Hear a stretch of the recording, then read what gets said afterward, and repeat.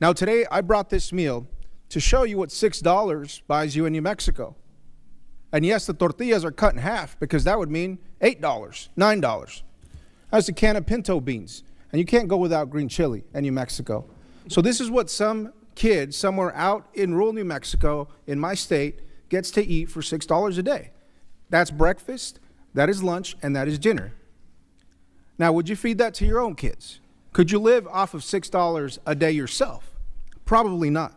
Too many New Mexican families, especially those with young children, are already stretching every dollar and every meal. Taking food off of kids' plates while handing tax breaks to billionaires is just wrong. If you're not willing to eat on $6 a day, then don't you dare expect your children or the children in my district to do the same. This partisan legislation breaks that promise, and it'll leave rural communities in the dust, all in order to give these massive tax breaks to corporations and the ultra-wealthy.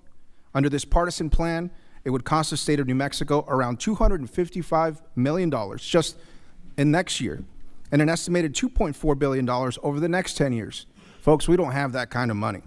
That bill would force rural New Mexicans to choose between feeding their children or educating them, between building rural health care clinics or keeping small grocery stores open, and between supporting small farmers or feeding hungry seniors. Not in the name of fiscal responsibility, as some have claimed in this committee, or in order to reduce the national debt, because this bill and this entire bill does none of that, but simply to line the pockets of corporations and billionaires. Hungry people can't work, hungry kids can't learn, hungry families can't raise their children, and a hungry nation cannot prosper. New Mexican children, families, farmers, and rural communities should not be forced to pay for these reckless tax breaks for the wealthy. This committee has historically come together across party lines to support farmers and families. But today, I'm ashamed that we're throwing that legacy aside to gut SNAP, one of the most effective anti-hunger programs in our country. And I'm not just ashamed. Just like the constituents in my district, I'm angry. I'm angry because some members of this committee are taking food off the table from the families I represent in southern New Mexico. In my district, 1 in 4 families rely on SNAP to have something to eat every day. These are hardworking Americans, families that I've personally visited. These are kids that I personally served when I spent years volunteering for my local food pantry. Now, don't just take it from me. I want you to hear it from them. They're scared that even in these dire economic straits, you're about to make them go hungry. That's why they shared with me these empty plates. This includes an elder from Isleta Pueblo who relies on SNAP after chemotherapy and cancer treatment damaged her vision that prevents her from working.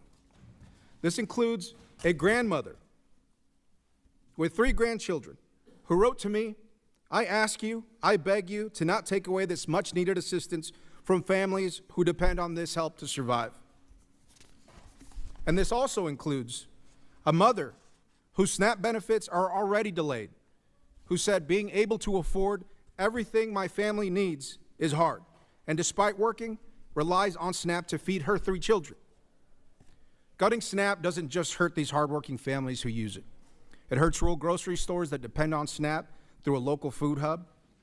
It hurts small farmers. It hurts a small town cashier who will get laid off when SNAP dollars disappear, and they'll have to rely on SNAP too, if they can even qualify. Now, I recently visited Saucedo Supermarket in Lordsburg, New Mexico, the only grocery store in a 30-mile radius, run by a tight-knit family that took over the family business. Without SNAP, which accounts for 80% of their business, they told me they'd likely close. In rural areas like this, losing a grocery store means families go hungry. SNAP isn't just a safety net. It's infrastructure for healthy families and for our economy. In my district alone, we have 592 food retailers, including 12 farmers markets who depend on SNAP. It keeps shelves stocked, it pays workers, and it helps our growers keep growing year after year. So let me be clear about what's happening here. In this committee, some are proposing taking $300 billion out of the hands of working, hungry families. And down the hall, my colleagues across the aisle in Energy and Commerce are cutting Medicaid and health care, also that the majority in Ways and Means can give more tax breaks to the wealthy. Honestly, who do we all work for?